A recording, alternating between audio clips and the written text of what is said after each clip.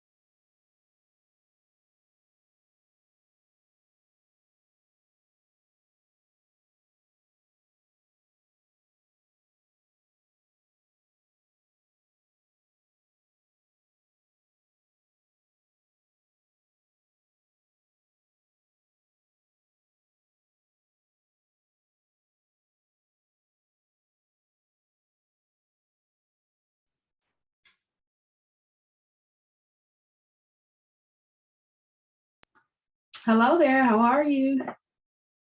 I'm hanging in there. Good, good, good. I was hoping I could come. I hope I'll be able to stay. Oh, good. Yeah, we're going to wait and see. I usually come early just to make sure I'm doing the right thing. So Yeah, I know what you mean. Yeah. How are you doing? I'm good, doing good. My name is Chanel James.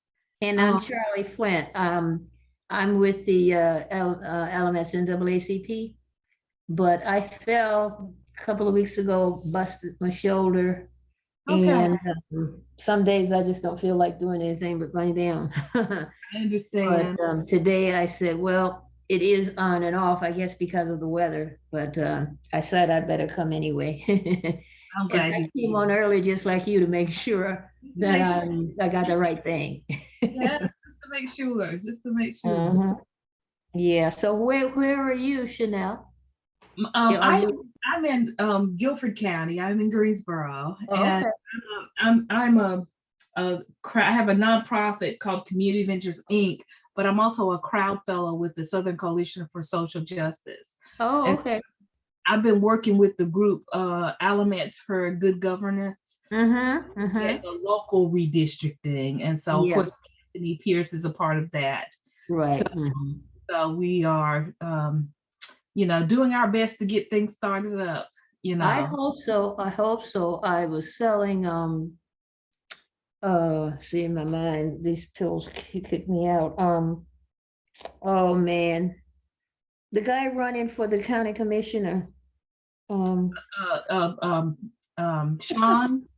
Are you talking about Sean? Sean's running for representative or something. Oh, yeah, yeah. Anthony Pierce, you know Anthony Pierce, Anthony right? Pierce. Yeah, Well, Anthony Pierce. Yeah. Aside from yeah, Anthony. he's running for county commissioner. He doesn't have a Democrat running against him. Okay. I'm new to this area. I retired and moved down here almost 4 years ago. Okay. And of course, I've always been pretty active in the community that I live in, working with a number of things. And I got down and met a couple of people and started doing some stuff with folks. And there's a lot to do. Alamance County, I told somebody I did my research. Obviously, I didn't do it well enough. There's a lot to do. There's a lot to do in this.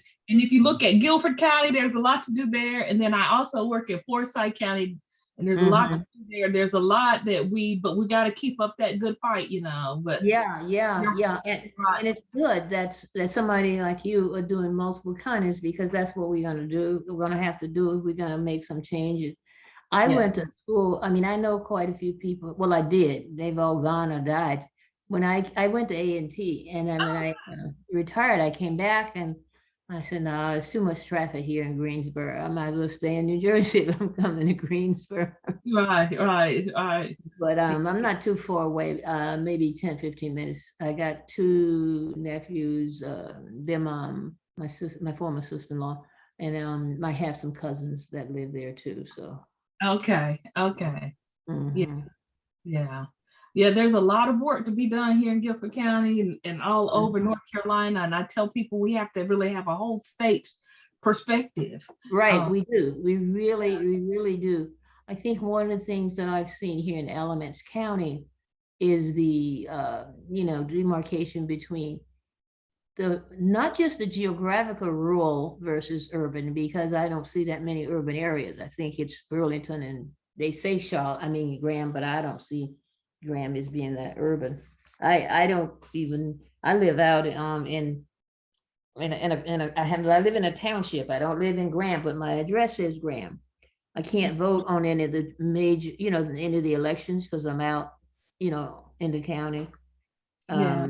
I'm in a township. I don't even know the township. We try to find it one time. A part of redistricting, and I don't know, Sailor, if we're messing up your recording or not, but okay. A part of redistricting is that you get to learn a lot about your county. Right. That's one reason I really wanted to come. Yeah. Normally I come to these meetings anyway, because I usually have something to report, but this time I'm just gonna not say anything. Unless I'm confused about some of the things somebody says about redistricting. Well, we're glad you're here. Yeah. My husband's coming too. I think he's upstairs. He's working outside in his garden. He wanted to get a lot of stuff finished before the rain came.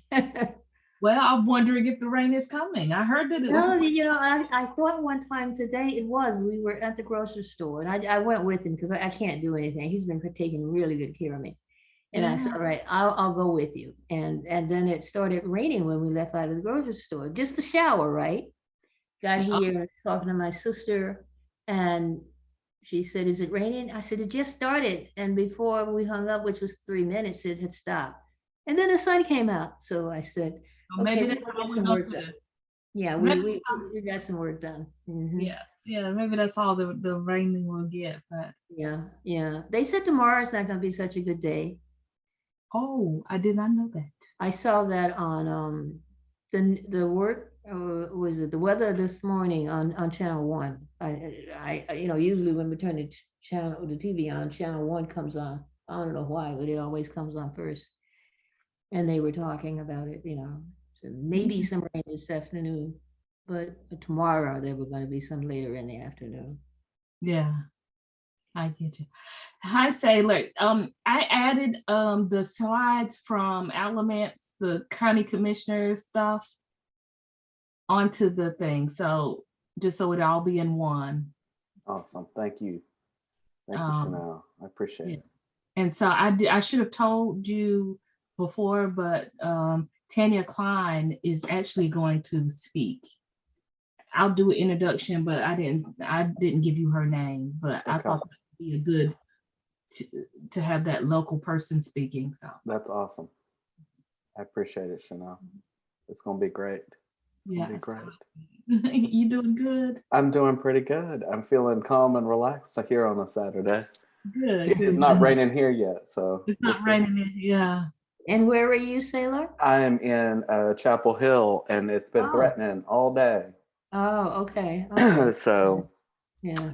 it doesn't know whether it wants to clear up or pour the rain. Well, yeah, that's what it seems like here in Graham. Well, I don't know. I'm not in Graham. I don't know where I am. My mailing address is Graham, but I forgot the name of the little township we're in. But yeah, it looks like it's gonna pour down rain any minute and then nothing happens. So Yeah, we got some work done. I think it's the perfect spring day then. Mhm. I'm gonna go get my husband and tell him I've already logged on. I'll be back. Okay. All right. And Chanel, I don't know. Gino sent an email, and that's how I got on. So he should be on sometime soon. Okay. And I Okay. think Kyle Brazil with NC Counts is also joining us today. But Tyler is not. I Tyler's don't not. think Tyler is. Is he going to be there for Winston-Salem? Let me check and see. We met with them on Friday, and I can't remember what he said. I think he's going to try to be there in person. Okay. Okay. But let me look at that document we have. It has been hard to keep up. Yeah. And the group from Alamance County said that they could, because we talked about that with Gino the other day. Me and Gino and Miss Linda met. And can they attend through Zoom and give comments? I think so. Okay. I'm not sure how it's set up, whether it's meeting or webinar today. Today? Yeah. Oh, are you talking about Forsyth though? Yeah. And I think it's going to be a webinar, and I think folks who attend online, we can take them off of mute to speak during, but it won't be automatic. Okay. So because we talked about having somebody from Alamance County to show like the people in Forsyth County kind of their process and what they did. Well, let me look and see. And I'm looking inside Zoom now to make sure, because he might have set it up as a meeting after the fact. Let me sign in as communications. And if we need to do something different, we can. But they did say they would show up, but they would just, it was too close to be there in person. Okay. Oh. Let's see. Yeah, it's set up as a webinar, but we can take folks off mute. And I would imagine also we can send a panelist link if we have their email. We do. So, We can. so they would automatically get to pop up. So we'll do it that way. Okay, that sounds good. Hello, Linda. How are you? Hello, I'm fine. How you doing? Good. Chanel James. I'm a Crowd Fellow, working with Alamance for Good Governance, and we're glad to be here with the NAACP. Are you a part of the NAACP? I am. Good. Nice to meet you. Nice to meet you. Linda, I love that red. Thank you. We saw a lot of red. We were just in Tarboro doing a similar presentation. There was red everywhere. Solaris everywhere.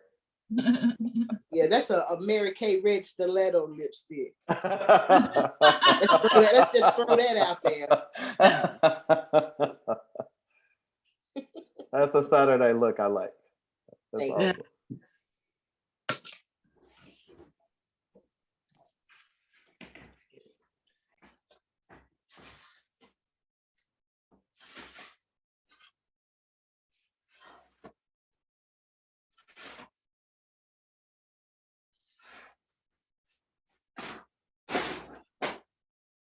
Recording in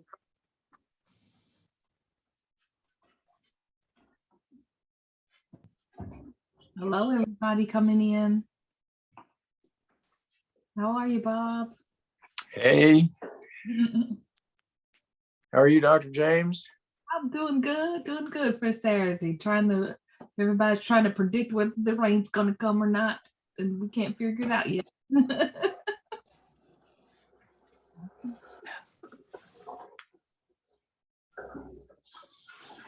You know what? I think I have this upside down.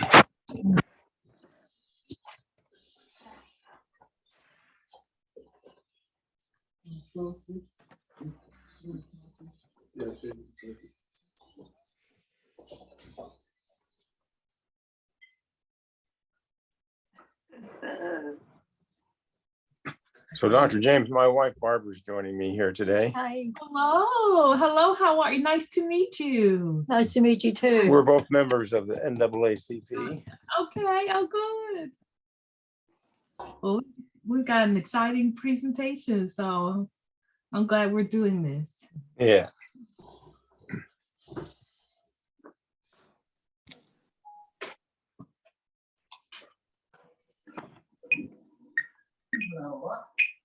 What's the presentation?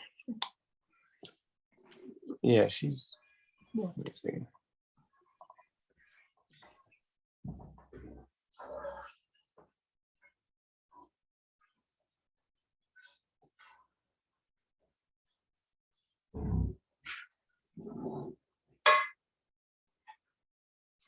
So again, Tanya, Sailor has the slides. And so when we get to we just added them at the end of where I think it's after the congressional group of slides, Alamance congressional maps. So we then put in just at the end whenever, and so Tanya will tell you, Sailor, when to advance, if you don't mind. Sounds good. Thank you, Tanya.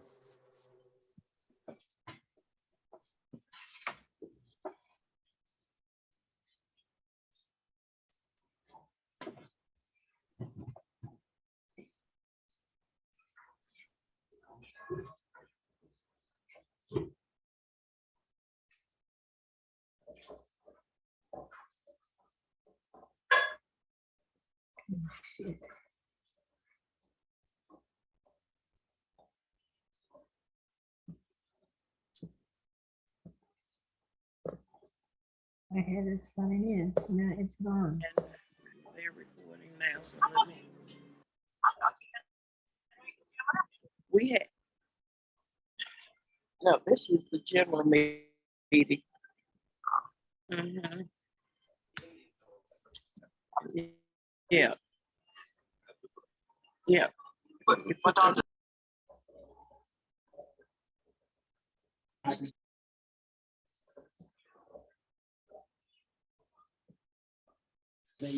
Good afternoon, everybody. This is Anthony. Hi, Anthony. How are you? I am good, Dr. James. How are you? Pretty good. You know Sailor, don't you? Do you remember Sailor from SCSJ? I do from the first time. Hey, how's it going, Taylor? How are you doing today, sir? Pretty good. Can't complain. That's Yeah. good. Thank you for having us today. Thank y'all for joining us.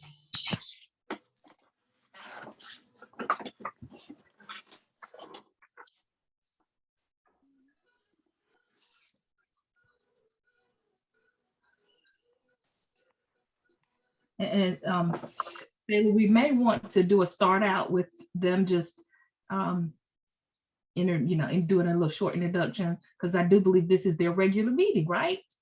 Mm-hmm. Hey, everybody. Absolutely. And President will be on in a sec. Oh, he's there. There you go, right there. Hi, everybody. Their president is here. Hello, sir. How are you? Very well. Thank you, Dr. James, for joining us. Oh, I'm so glad to be here. And I think No. you met Sailor from the last time too, but we're glad to be here. I guess we'll get started in a little while, but we want to make sure that we give you guys room to do what you need to do. We're going to do a little light housekeeping, and then we're going to make way for you, because we're super excited to hear from you. And we like to get the best possible, newest information about how we can improve effective advocacy. And we know we're going to get that from you. So we're super excited about it. Just give us 1 second to get some housekeeping done, okay? All right, that's good. And Thank then the time is yours. Thank you. Anthony, Yes, sir. good to have you back with us. Yes, I'm glad to be back. Yeah, it was a little scary ordeal, but I'm back and I'm kicking and well. Glad to know it. Yep. And I apologize in advance if the numbers are a little lower. I did get a few out of offices from at least members of the political action committee that are out of town for celebrating the holiday, but I told them we'll have it recorded anyway, and so they may be able to reach back out to us to get a recording of today's presentation. Thank you. All right.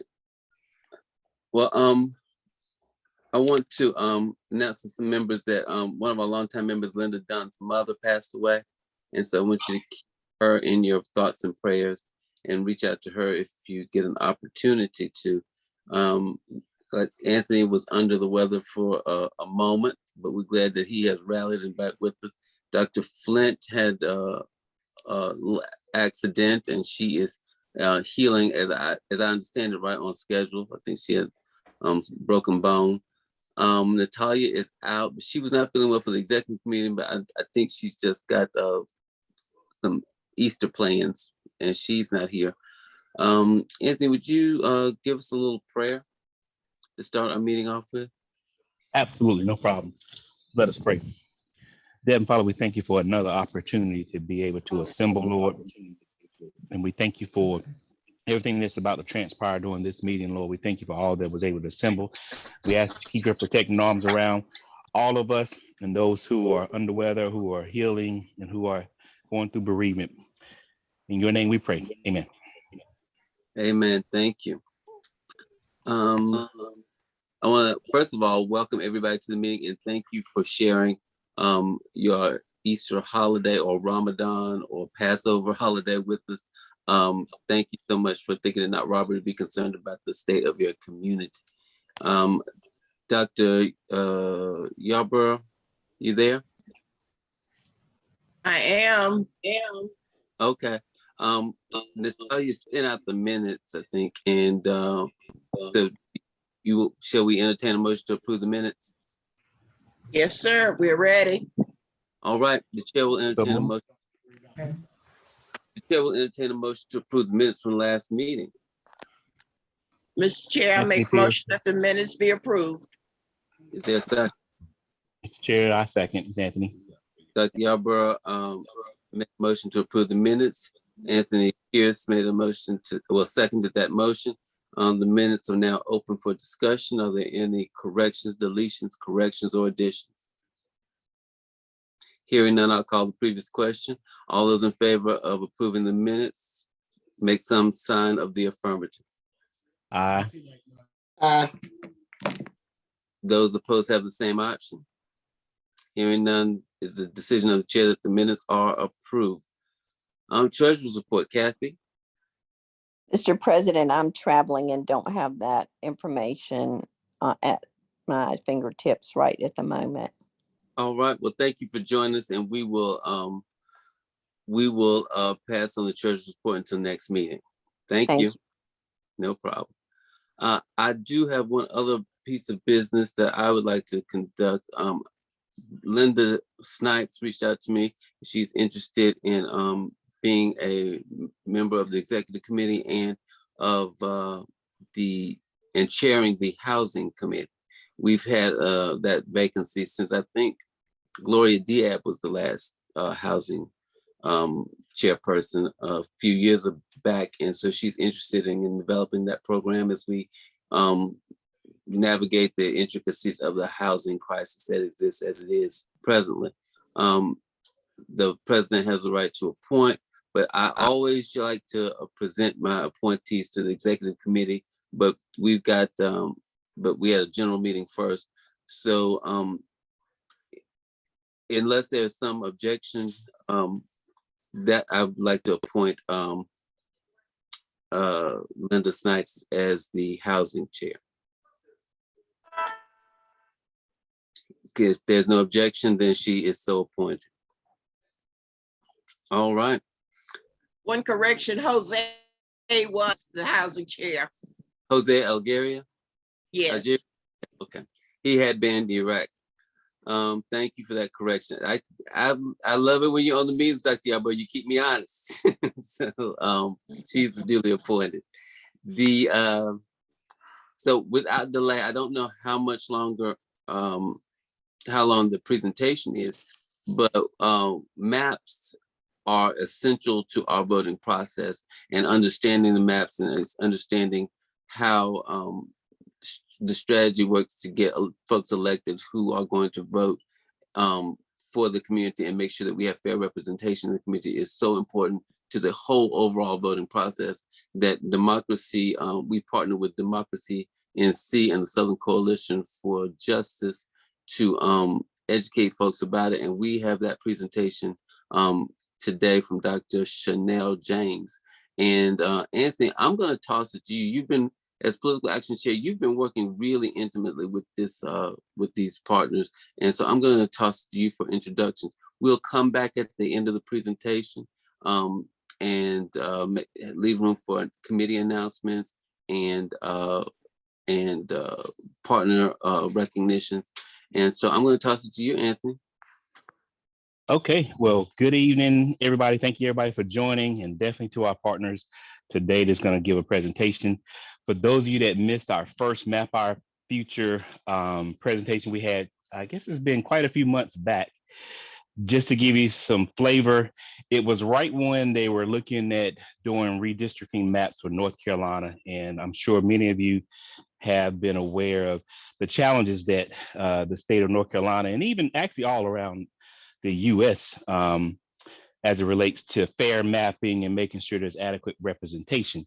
So, of course, this initiative, at least in North Carolina, you know, they landed on some maps that for many of the legislators are better, but of course they're not perfect.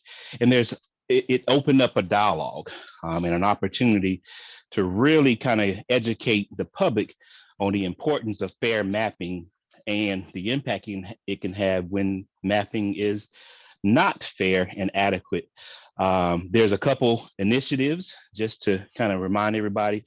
We have a local initiative where we're looking at mapping for our at-large seats, the county commissioner race and the school board race. And you'll hear an update from that organization as well later. It's called Elements for Good Governance, and they'll give you some kind of like where we are. And one of our very own even had spearheaded that initiative. So you'll hear a lot about that. But we're excited because the work is still need to be done. There's a lot more work that still needs to be done, and we can get involved.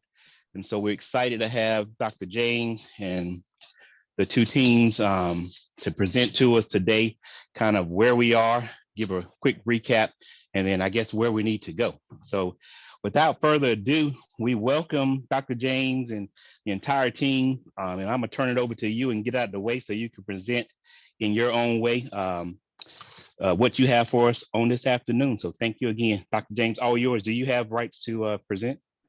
Well, I don't need them because we got some other people who are going to, so, but thank you so much, Anthony, for allowing us this opportunity. I've been working with this Elements group for a little bit here, a little over a year now, and we have made some great progress, and other people in the state are talking about what's happening in Alamance County as a method to educate about redistricting. But I don't want to waste any time. I'm going to hand it over to Saylor Jones, who's going to get us started on our wonderful presentation. Thank you, Dr. James, and thank you to all of Alamance County and President and Anthony and all of you for being here today for the 2022 version of our Map Our Future tour. As Anthony said, we were here about 6 months ago with you, and a lot has changed in those 6 months. And so we want to get this party started by sharing a little bit of the latest on the local, state, and congressional redistricting and more. But we're going to talk about that in just 1 second. But thanks for having us today. My name is Saylor Jones. I work with Southern Coalition for Social Justice, and I'm here with the very esteemed Dr. Chanel James. who is not only a crowd fellow with SCSJ and led a lot of the redistricting work in the Triad region, but is also the lead of Community Ventures Inc. And Dr. James, I don't know if you want to share a little bit more about all the things that you do in the Triad. We might be here for 90 minutes, but I'd love for you to share some too. Well, I will just say just a little bit. Community Ventures Inc. is about how people participate in creating social good in their community. And we got involved with redistricting because of the connection to fair and living wages. And that is one of our hallmark values, is that people need a fair wage for the work that they do. And so we're proud to be hosting the Crowd Fellow, which is me, and being a part of this process. So thank y'all. That's all I'll say. Thank you, Dr. James. And we're going to hear more from Chanel in a few minutes when we talk about our local maps. But we're also going to hear from Tanya Klein, who is here with us today, who will talk a little bit more about Alamance Local. And a lot of people care about what has happened with their local maps and know more about it because of the work that folks like Chanel have been doing to educate people about redistricting. But Tanya, I wanted to hand it over to you to say hello as well. Hey everybody, I'm happy to be here. I am with Alamance for Good Government. I'm also do a lot of different type of community work throughout the county. And I am also an NAACP member, at least I hope. I think I paid my dues, so, and I'll be talking to you guys more later. Thank you, Tanya. And Kyle Brazil is also with us from NC Counts, who has not only led a lot of our redistricting work, but our census work. And we're going to talk about some of the numbers related to that as well. Kyle, are you on the line as well? I'm here, Saylor, and it is a pleasure to be here with you all. And you all may have heard of NC Counts. Of course, we're the C3 that was focused in on the census, but it's been an honor to work with you all through redistricting, organizing the table, and getting this work. So I'm excited to share some specific data on how Alamance County's changed over the last 10 years. So thank you, Saylor. Appreciate it. Thank you, Kyle. We appreciate you being here on a Saturday with us. We know you're with us Monday through Friday as well. So it's good to see you on the weekend too, sir. And finally, I want to close this out by introducing my colleague who you may remember from the last Map Our Future tour, Mr. Gino Nuzalillo. Gino, say hello to everybody. Hello, everybody. Thank you for having us back here this afternoon. It's good to be with you. As a quick housekeeping item before we get started, you will, just like last time, receive all of tonight's materials, all this afternoon's materials in a Google folder, in that link in the chat, and in an email afterward. And so everything you hear from us, you will receive yourself, and feel free to use it wherever you see fit. And with that, I'll turn it back to you, Saylor, and we'll get the show on the road. And one more little hello I wanted to say. She is not on the slide today, but Miss Linda Sutton is here with Democracy North Carolina. Anthony mentioned how important Democracy NC is to the Triad region. So Linda, if you can come off mute, I don't know if you want to say hello as well. We have a slide for Democracy NC at the end, so I hope you'll hang out with us. Thank you, Saylor, and good afternoon, everyone. So glad you showed up. I can't stay on because I have another engagement, but I know that Saylor and Gino will be sharing links for trainings and free voter education materials that are available from Democracy North Carolina. So I just want to say good afternoon. Thank you for coming, and please take advantage of all the resources that are available because we can't stop right now. We have got to move forward and continue this fight. We can't just do it during election season. It's an ongoing fight. And let me just say this last thing. I'm so proud of Alamance County NAACP. Dorothy, I've seen you in the hearings. You know, I've seen the way you work. I'm so proud of you, Dorothy, and Anthony, and the way you all have carried and Barrett. I mean, this branch, Dana, I just can't say, Alice, all the folks I've worked with throughout the years, you make me proud. You make me very proud. So thank you. Thank you, Miss Linda, and thank you for being here today and for leading the charge in the Triad with Dr. James and so many others. And everybody's correct. The Alamance branch of the NAACP is leading the state in many ways. We've been singing the praises of Alamance in all the counties we've been going to. So we're grateful to be here on a Saturday with you.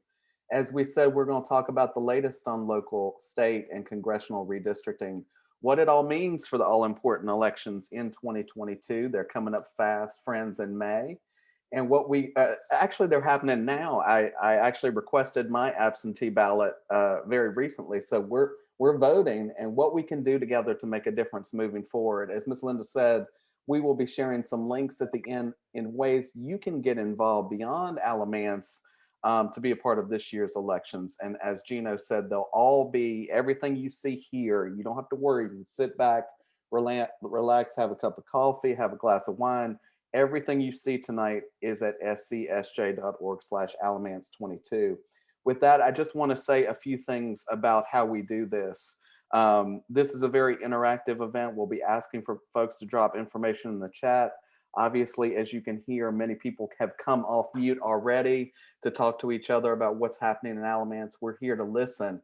We're also here to pass the mic. At one point, we're going to ask the question about your reaction to the maps that you see on the state, congressional, and even the local level, and hear more about how people in your community are responding to those maps that are, yes, more responsive than they would have been without litigation, but not fair yet because the community didn't draw them. And so we're going to talk about those in a minute. We are nonpartisan here. We recognize both Republicans and Democrats have gerrymandered our maps over the years, and it is the people that's going to draw the fair maps moving forward. And finally, we're centering racial justice. Friends, we know that racism has brought the gerrymanders of the past decades in North Carolina. It's only a fusion movement that's going to bring us out of this. So we're grateful for you today and the Alamance NAACP for having us. We're going to spend a few seconds on the basics of redistricting, just so you know how we got here. And for that, I'm going to turn it over to my colleague, Gino Nuzzolillo. Gino? That's right, Sailor. That's right, Sailor. We're going to get, for those who weren't here last time, or this is still a new thing to you, we're going to talk a little bit about what redistricting is. And it is that process that happens every 10 years, in those years ending in 1, following the census, as Kyle's going to talk about, in those years ending in 0. So we have a census in 2010, we start redistricting in 2011. We have a census in 2020, we start redistricting in 2021. That's what the law says out for changing these voting lines when we get new population counts. Now, of course, y'all live in North Carolina and know we redistrict about every 2 hours at this point, because there's always a lawsuit and there's always a reason to try to fight to make these maps more fair. But that's what the law sets out. And using these population counts, it's how the United States divides up communities based on equal or near equal population, getting us closer to what the US Supreme Court has described as the ideal, which is 1 person, 1 vote.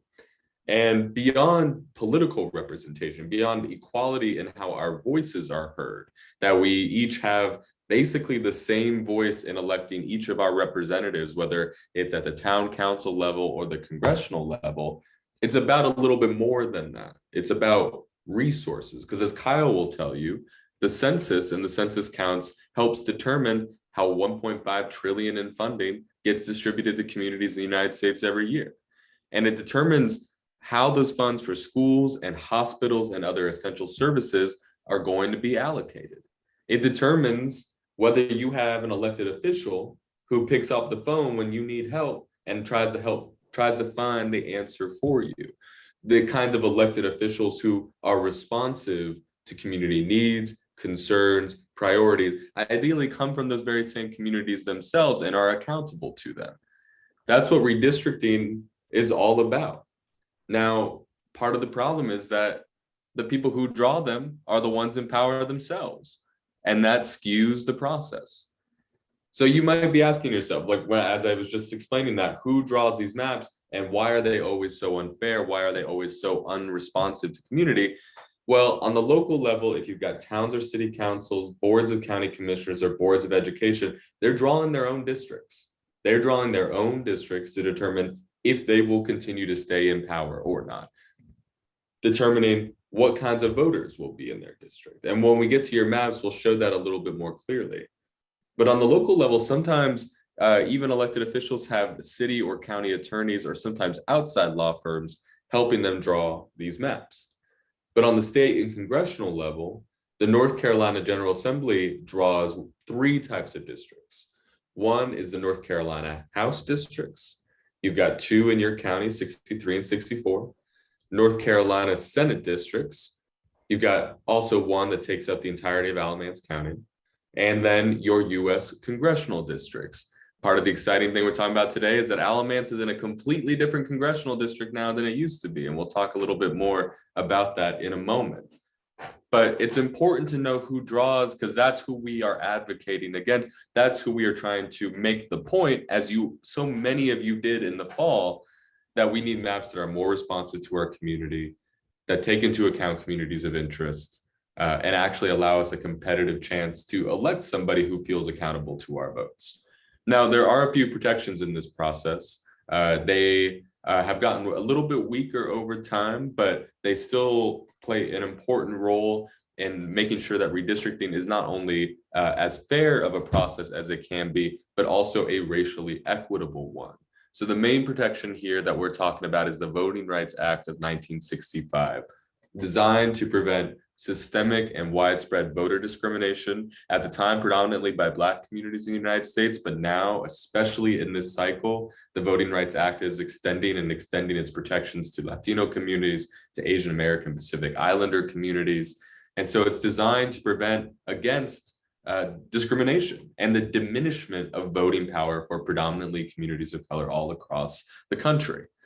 And as part, the Voting Rights Act protects the creation of what are known in legal language as, quote, majority minority districts, which contain a majority of a racial or linguistic community, or in some cases, a large enough plurality, so that those communities have a genuine chance of electing their candidate of choice. That's the kind of ball game that we're trying to get to, or the end game that we're trying to get to, is the ability, the genuine ability to elect a candidate of a community's choice.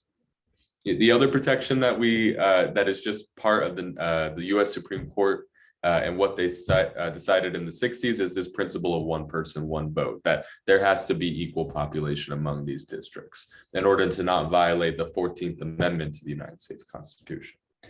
Now, not to get too deep into the weeds, but sometimes, as you might know, and it's just an important thing to know about the technicalities of the redistricting process, it can be very, very difficult at the local level to get districts that are exactly equal in population, just because of geography, because of how the math works out. So the law allows for local governments and state districts, state house, state senate, and then all the way down to city council, county commission, to have deviation and how far they are from the ideal average. So when we're talking about state districts, for example, they can be 5% more or 5% less than what the average ideal population is. You'll see in your house districts, the 2 house districts in Alamance County, one of those districts is about 4% less than what the ideal average should be, and the other is about 1% more than what the ideal average should be. And you'll see that when we talk about it in a moment.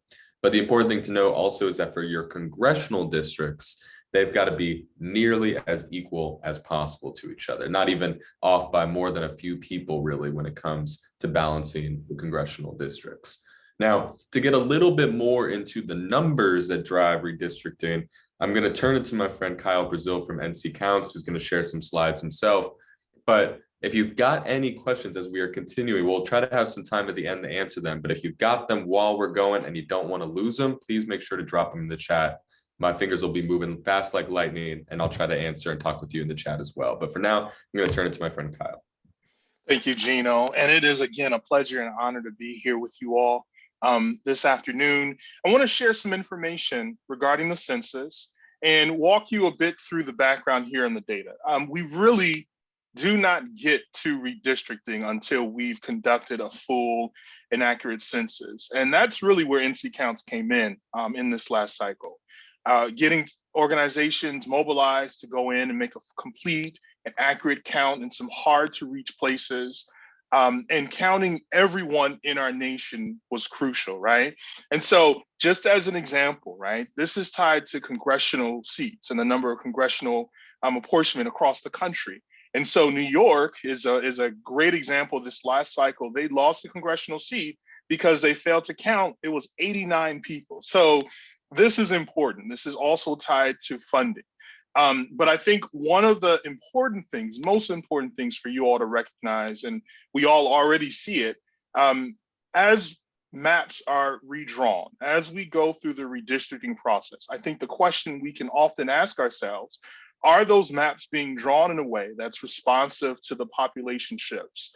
And so I'll tell you all a little bit about census. I'll walk you through the data. And then that final slide I have for you all is just some things that we're doing in the community and some things that we all can do to be advocates so we can get a complete and fair count and so that we can make sure redistricting and these maps are actually responsive. So we start with the 10-year census count. And again, the main function of that is to provide counts of people for congressional apportionment, distribution of electoral college, annual population estimates, right? And so census, just because that 10-year census is over, does not mean that the work of the census is over. And so the Census Bureau population, they ongoing have estimates and have official annual population totals by age, by race, by gender, in between the years of the 10-year census.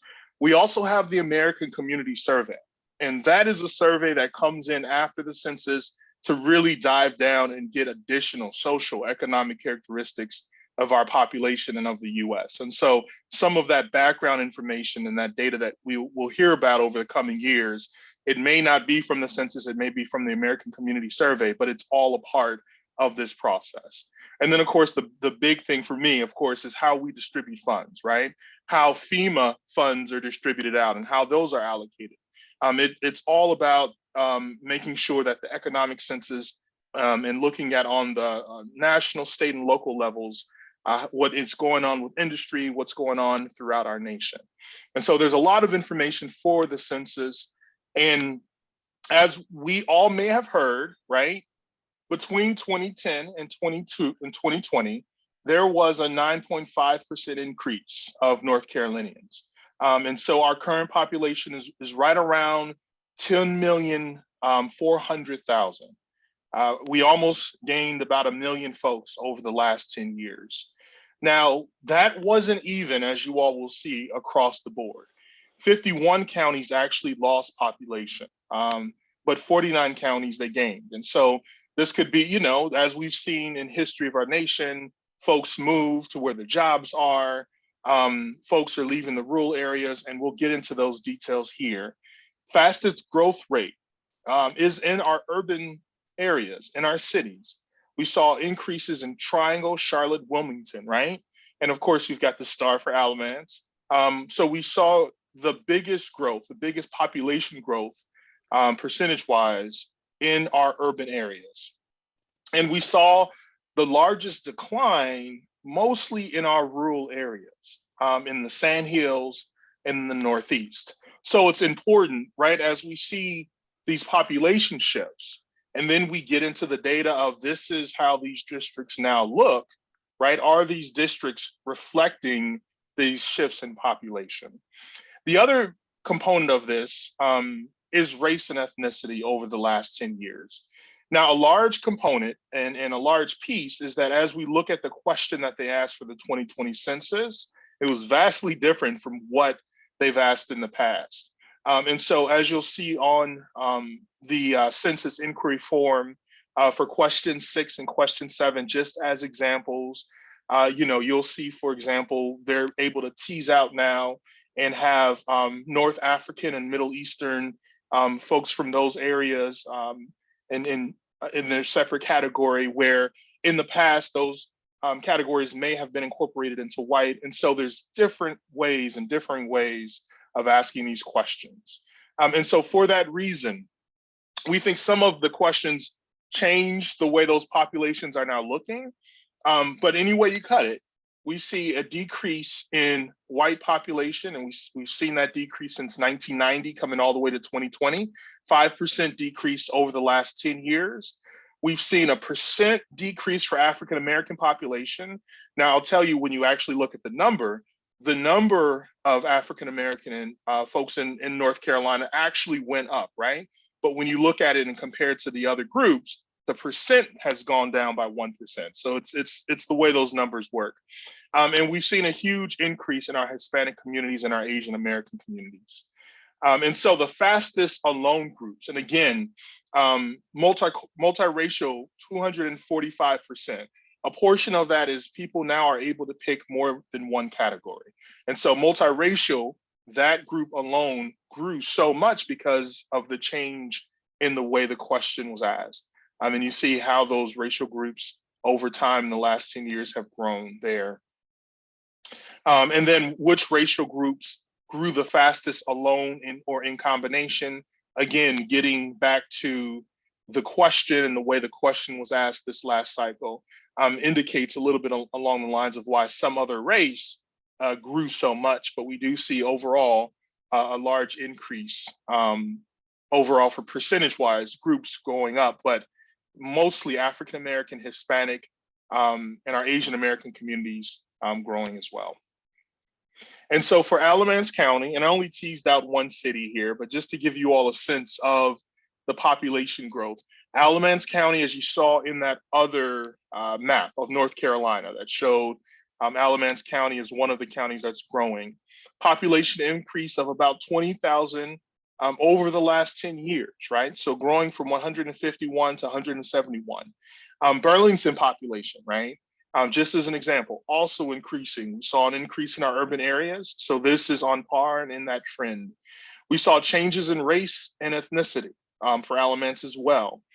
So these are the alone categories. And so for white and alone, we saw a slight decrease, which is, mirrors what we've seen across the state. The state actually had a larger decrease, but a white alone for Alamance County did decrease by 1.5%. Black alone increased by 19.9%, as you see. American Indian alone increased by 39.9%. And then the largest increases, right? You look at the sheer number, the N, it's still only 1,000 more people, but percentage-wise, Asian alone and Hispanic or Latino alone, the largest percent increases for the county. And so one final component of the data and what we saw as we collected and gathered the census and the Census Bureau reported it out. We've seen an estimated undercount and overcount in some of our communities. And so across the country, and this is National Post-Enumeration Survey results. And so across the nation, there was an undercount in our communities of color. We saw an undercount of 3.3% in African American communities, for nearly 5% in Hispanic American communities. And so a large, essentially undercount in those communities, and we did not count everybody that we needed to count and we could have counted. We also saw a large overcount in white communities and Asian American communities as well. And so just being aware that the work continues, that we want to be as accurate as possible. But there were undercounts in communities of color and overcounts in our Asian American community and our white community. And then just final, ongoing census advocacy as we all continue in this work. On the local level, we encourage folks, and some of the work that we're doing is establishing relationships with county and city planning departments to see how they're using the census data, as well as how they're managing, perceived inaccuracies. Asking local city council, county commissioners, and school boards, getting information on how they are considering incarcerated populations.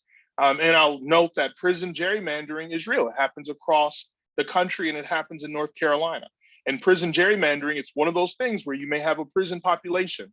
They're counted in the census, and in that community, they may redistrict the school board using that data of those thousands of folks who are incarcerated in that prison population. So making sure they're using that data properly. They may not use it some counties. So getting that information, reviewing the data and asking whether changes in policy reflect changes in population. So as we look at redistricting, does it reflect where we've seen growth in our population over the last 10 years. We also encourage promoting improvements on state and federal levels. We advocate for full funding for the census work, and the census is ongoing. And as you all know, it's important not just for apportionment, but also for money in our communities. And so we advocate for full funding so we can get everyone counted, and there isn't an undercount in some of our communities. We also advocate for effective questions and advocate for state and federal legislation to address prison gerrymandering. And so there are a lot of great links in here. You'll get this information from Gino shortly. And if you all have questions or are interested in getting involved in the census or even more in redistricting, please let us know at NC Counts. Please let our friends at SCSJ know. And I'll turn it back over to you, Saylor and Gino, and I'll stop if anyone has questions. Thank you all. Thank you so much, Kyle, and we really appreciate it. So grateful to NC Counts for their work and your work to bring accurate counts. Also, special thanks to Alamance and NAACP. We know Alamance does so much to make sure folks get counted, folks get registered, folks get ready to vote, and folks participate in the redistricting process. So grateful to Alamance, so grateful to Kyle. And if you would like some more of those numbers, again, you don't need to write anything down. We'll put everything at scsj.org/Alamance22 for you. So what started with Kyle's and NC Counts work at the census, your work, making sure people were counted in the census, that led to the numbers that Kyle shared, that led to the beginnings of drawing state and congressional maps at the legislature, which led to public hearings where people spoke out in support of responsive map making and better representation, ended last month after a long fight in the legislature and in the courts when the US Supreme Court denied an emergency request by the North Carolina legislature to invalidate congressional maps drawn by the trial court's special expert. With that ruling, or that order rather, all statewide maps in North Carolina, the NC House maps, the NC Senate maps, and the US congressional maps are set for this year's elections. And there was a big victory around that. Gino, I don't know if you will, but if you can drop in the chat from the presenter's guide, the links to those maps so folks can see the end result of the litigation and the long fight for more responsive maps in North Carolina. We have the NC House maps, the NC Senate maps, and the congressional maps directly from the state legislature's website. And using those maps, you can type in your address, you can see where your districts are, but we're going to show you some maps in a moment. But how did we get here? How did we get from the census to what became a historic victory in North Carolina for folks fighting for fair maps? Well, this is how we got here. We fought all the way up to the state Supreme Court. And as you may remember, from prior years, the US Supreme Court said the federal courts would not take up what is known as partisan gerrymandering. But they kicked it back to the state courts to do so. And so groups like ours fought in state court this year to find that this year's maps, the state legislative maps and the congressional maps, were extreme partisan gerrymanders, one. And our group specifically, working with Common Cause North Carolina, argued that they also diluted the power of voters of color because they didn't take into consideration voters of color before they drew the maps and where voters of color were living in the state. We fought all the way up to the state Supreme Court, and in a historic ruling, the North Carolina Supreme Court found definitively that partisan gerrymandering is unconstitutional under North Carolina's Constitution. It is unconstitutional under the Free Elections Clause. It is unconstitutional under the Equal Protections Clause. And finally, it is unconstitutional under freedoms of speech and assembly clauses. A landmark historic decision And together, these laws now prohibit in North Carolina partisan gerrymandering, putting the onus back on the state legislature to draw more responsive maps, maps that cannot willfully be blind moving forward to partisan data. Okay.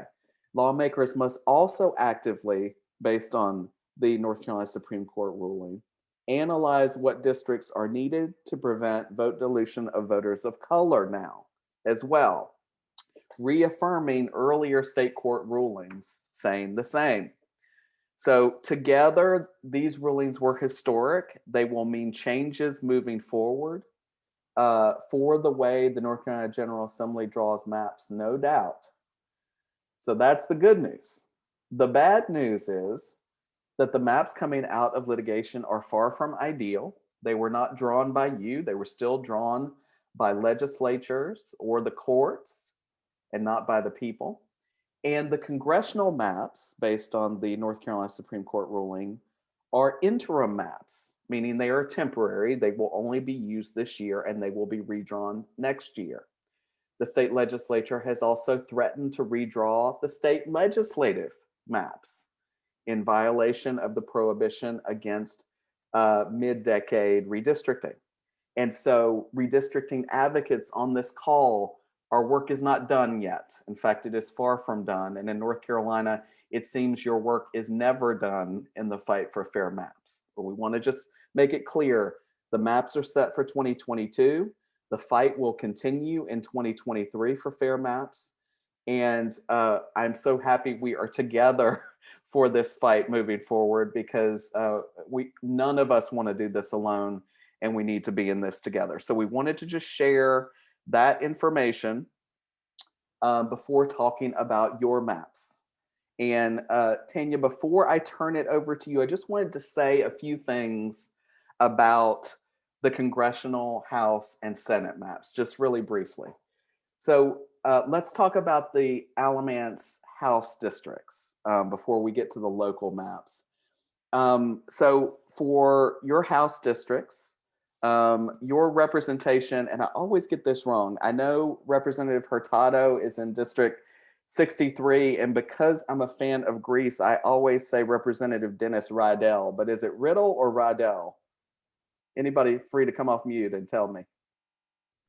Rydell. Rydell. All right, like the high school. All right.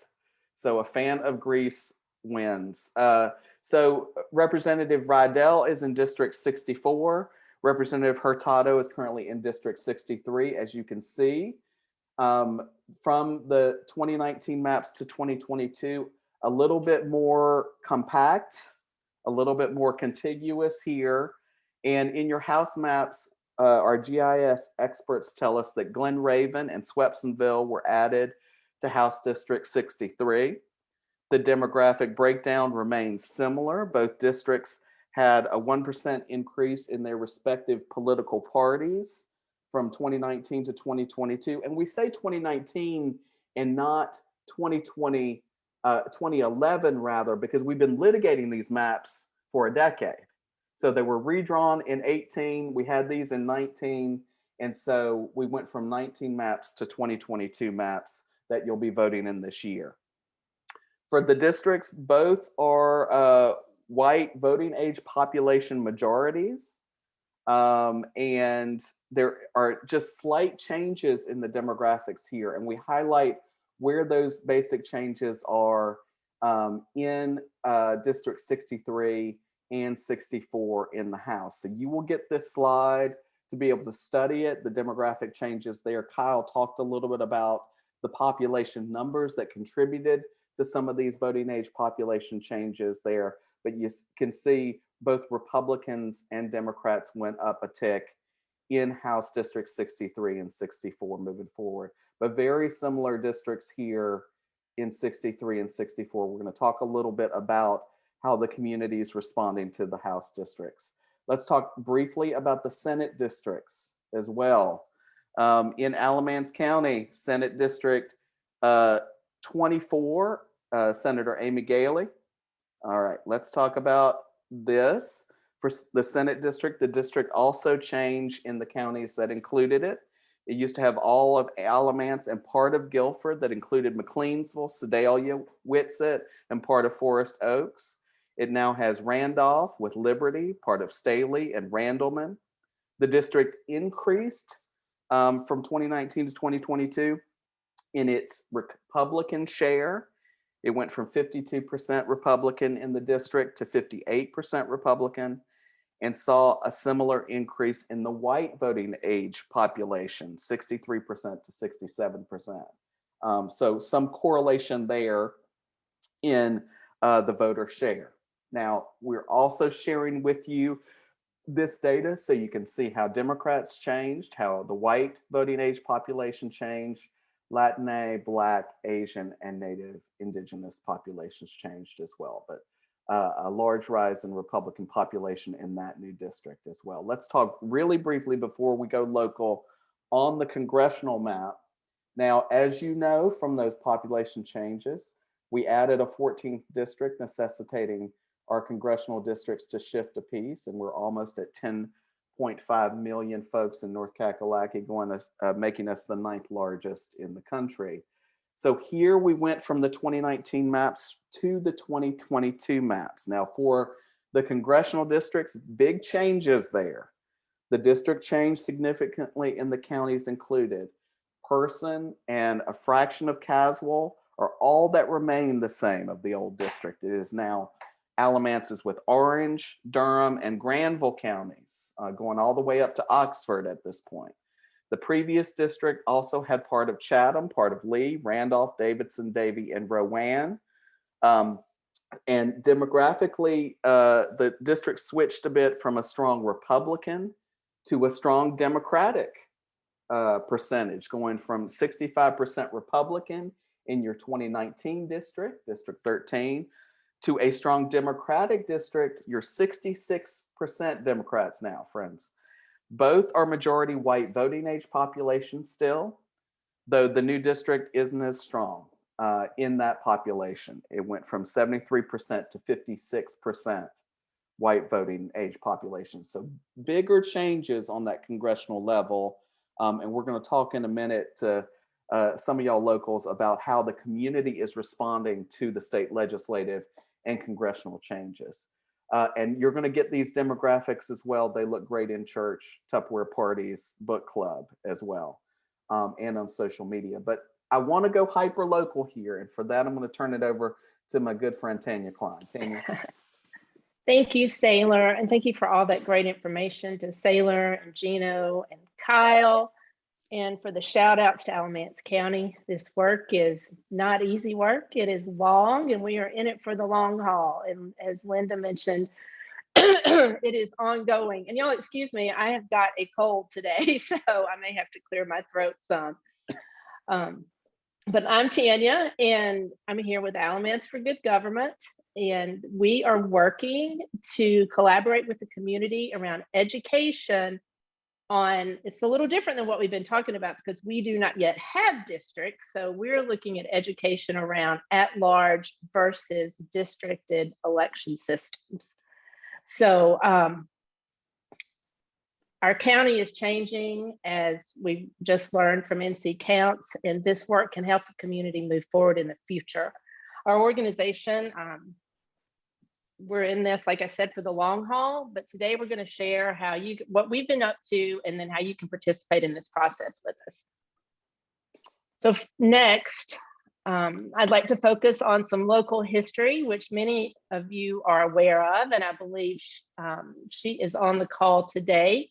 One of our special elders here, Ms. Ernestine Lewis Ward. She has been on this journey before. And many of you may know that back in 1992, Miss Minetta Hill, Mr. Sylvester Lewis, and Miss Ernestine Lewis were the first to fight through a legal means for the transformation of how the Alamance County Board of Commissioners are elected. Ms. Ward has strove for fair representation of the full community in our county governments by seeking office for city council, mayor, school board, and county commissioner. And just like today, Ms. Lewis Ward was up against an at-large voting system that makes it difficult for groups, excuse me, that don't match up with the county majority to win representation. Ms. Ward is an active participant in Alamance for Good Government, continuing the work she began 30 years ago. So today we are honoring, or as we do this work, we are honoring the work of those who have gone before us by continuing the fight for a fair voting system so that all are fairly represented in elections. You can go to the next slide. In our current election system, we elect our school board members and our county commissioners through an at-large system. This means that everyone votes for all of the commissioners and all of the Board of Education members. In this system, it means that it's really easy for the largest or the dominant group in the county to win all or most of the seats. At-large systems limit the ability of people in other groups or areas of the county from electing people who represent them. You can go to the next slide. Oh, Tanya, I think that might be it for the slides that I have, my friend. I'm sorry. Oh, no. Okay. Can I drop the link for you? Absolutely. Oh, okay. I'm sorry, I thought I had added more slides than that. Hey, you sorry. told me to be prepared with a backup I plan, did. so I am on it for a change. Hopefully, it won't make me too nervous. So.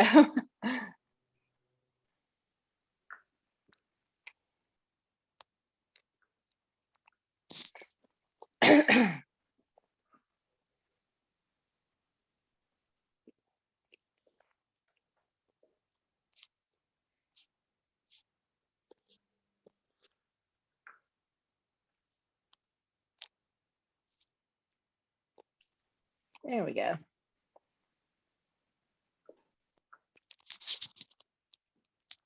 Yeah, so why is at-large voting discriminatory? We touched on it a little bit. At-large methods of election are often discriminatory because they, in combination with racially polarized voting, prevent voters of color from electing their candidates of choice where they are not the majority in the county. Very similar to what we've been hearing about the state level, but this is at the county level. Under this system, the votes of voters of color often are drowned out or submerged by the votes of a majority of white voters who often do not support the candidates preferred by voters of color. And here you just see some lawsuits that have gone on throughout the state. You see the local one here in 1992, as well as I believe that's Jones County that actually won. You can go into the next slide. District voting in a county sounds a little bit like it does at the state level. In district voting, the county is divided into districts of equal population. The voters living in each district elect one commissioner. This is in pure district voting. There are a lot of different varieties. Candidates must live in their districts. In some communities, these districts are referred to as wards. A lot of people are familiar with the ward system language. Districts allow for better representation of the different groups in the county and ensure that major groups within the electorate have a strong voice on local councils and boards. This is important for groups with varying interests or geographically concentrated in particular parts of the county, whether it's defined by income levels, race, ethnicity, urban versus rural, or other factors. And then if you go to the next slide. I think this is a very powerful slide. It shows a picture of our county commissioners on the left, and right on the map, on the right is a map that shows the voting precincts with the shaded areas, the darker areas with a higher proportion of voters of color. And these there's actually 4 little rectangles and arrows show where our county commissioners live. They all live in a small area of the county near West Burlington. So our current system of at-large voting means that the voices of these groups of varying interest are not heard. So a district voting would be a more fair system because it fosters community-based decisions, it fosters representation for historically excluded groups, and it also provides better geographical representation, which you can really tell on this map. There's a lot more we could say about this, but we can do that at another time, and we're happy to meet with folks one-on-one or in other groups to review that. But we'll go on to the next slide about how communities can begin to help change the system to district voting. It begins with community members having discussions and engaging voters just like we're doing today. And this is kind of where Alamance for Good Government is in doing this work. We're at the stage where we are giving presentations on at-large versus district voting to multiple groups. We've enlisted community partners who are spreading the word, and we've created a presentation that's a little longer than this one, and some various literature, and we're just started on a Facebook page. But the other ways that communities can help change the system are by putting public pressure on county commissioners to vote to change to the system of their preference. But once the members of a board vote for a new structure, the new plan must then be ratified by voters in a countywide referendum. County residents can also contact their state legislature about a local law and change it at the General Assembly level. And in the past, just like the 1992 case, lawsuits can be filed against counties. And district voting, just like state level districts, can be gerrymandered. So you have to have a fair and transparent process with draft maps and hearings where community members can comment. And that's like, we're not here today to talk about actually drawing maps. That's not Alamance for Good Government's work. Our work is just to get the word and the information out to the community. And then if we are fortunate enough to make this happen, it would be a process such as that would bring about the maps. So the next slide is how can you help? You can join us. You can attend our meetings, join our Google group, complete our Google form, sign up for our newsletter, and spread the word. Contact us to sponsor a presentation to your church or your organization and other groups. Share information out, such as our links, flyers. We are happy to give you guys some flyers and information sheets to share with your families and friends and neighbors. And follow us on social media. And finally, you can take action. You can organize and prepare your fellow community members to share their perspective and stories in a variety of ways on how the current system impacts them personally. And so in closing, on the next slide, you can scan this QR code. It's a really easy way to reach out to us through our bit.ly. It's connected to a Google form, and you can drop any questions you have, ideas, suggestions in there. And you can also sign up to join us, however way you want to do it. We have all kinds of options for you. And then on the right, there's some other, if you want to take a screenshot of that, there are other links you can use to contact us as well. So I just want to thank you for your time today and for hosting this event. And we're excited to be partnering with NAACP and SCJC in this work. And I'll drop the bit.ly in the chat so you'll have easy access to that. Thank you, Sailor. Thank you, Tanya. And Tanya, I'm going to drop my email in the chat. If you want to email me those slides, I will put them in that folder as well so folks can get access to them. And I'm going to pull up these slides real quick. And we want to call the question at this point. And folks can feel free to come off chat if they drop it in the chat if they want to, or come off mute if they want to. But we wanted to hear how new districts have been received by the community. We know we're in an at-large process on the local level, and we're getting a sense from Tanya and others how people are responding to those and trying for election methods changes. But wanting to hear how folks might have been responding to those state legislative and congressional districts that we showed you earlier. Is anybody saying anything? And if you want to drop it in the chat too, Gino or Dr. James could probably read those out as well. But let us know how they've been received since they've been settled earlier this year.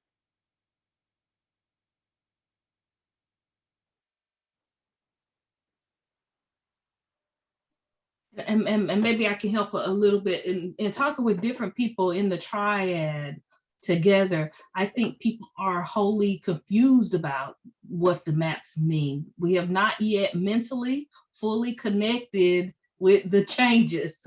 We just, in many cases, some people are just getting familiar with what they had with the 2019, and now looking at. And so that's why this process is so important. And my nonprofit, one of the things that we're engaged in going toward 2030 is how do we help people keep watching the board so that they keep understanding the impact of what happens with their issues. And, you know, in some ways, we often get into cultural wars about things, but then there's also the lived experience of people. How do we educate our children? Issues of a living wage, social justice. And so as we keep talking to people, we want them to be able to make connections. But one of the issues is that we don't fully yet understand. A part of it is because there are attempts to keep really the masses out of the process for redistricting, right? In some counties, the process was you can just listen to us redistrict. You know, you can watch. You know, that's how it was in Guilford County. You can watch us redistrict, but you can't speak as we're doing it. And so a lot of people are still confused from what I hear, but maybe others will also say. Well, I want to say that I think that a lot of the folks are waiting to be told what to do and don't really understand it. They know that there's a lot of talk about redistricting, but don't know what part they can play. A lot of people don't know. And to be perfectly honest, a lot of folks are just kind of waiting. In my experience, I would say, just speak anecdotally, is that folks are waiting to be told when election day is, or when the redistricting is done.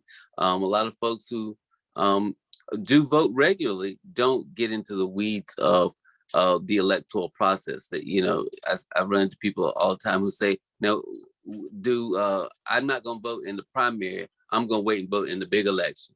You know, the people are just kind of disconnected and don't really see how it all fits together, because we've kind of done a really good job of explaining that it is very necessary to vote.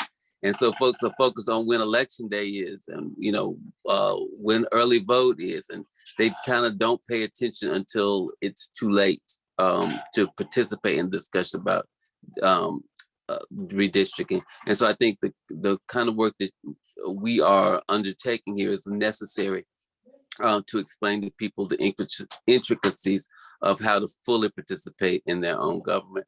And I gotta say, I kind of just anecdotally knew that at large wasn't fair.